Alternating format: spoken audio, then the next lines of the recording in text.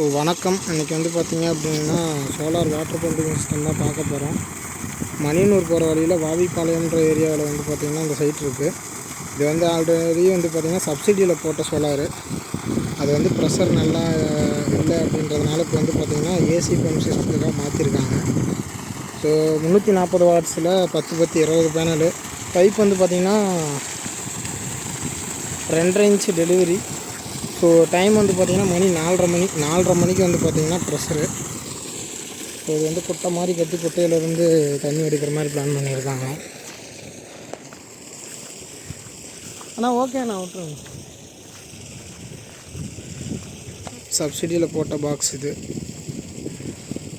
CRI. இப்போ நாம் கொடுத்துருக்கிறது வந்து பார்த்திங்கன்னா நம்ம எப்பயும் பண்ணுற டிசி டு ஏசி கன்வெர்ட்டர் தான்.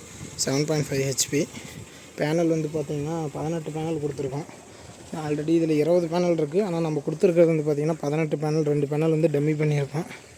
இது வந்து கவர்மெண்ட் சப்சிடியில் போட்ட சோலாரு.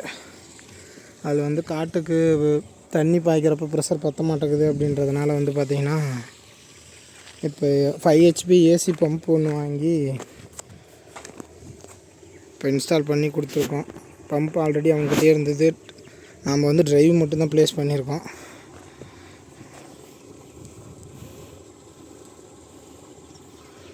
ஸோ டைம் வந்து பார்த்திங்கன்னா 4:30 மணி. கிட்டத்தட்ட 4:30 மணிக்கு வந்து பார்த்திங்கன்னா ப்ரெஷர் நல்லாவே வந்துட்டுருக்கு. இன்னும் வெயில் அடிக்கிறப்போ ப்ரெஷர் பீக்கில் இருக்கும். ஸோ பர்ஃபார்மன்ஸ் வந்து இன்னும் நல்லாயிருக்கும்.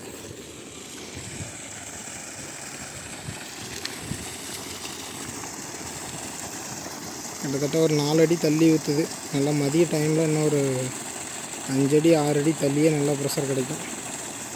Okay, thank you. அடுத்த வீடியோவில் சந்திப்போம்.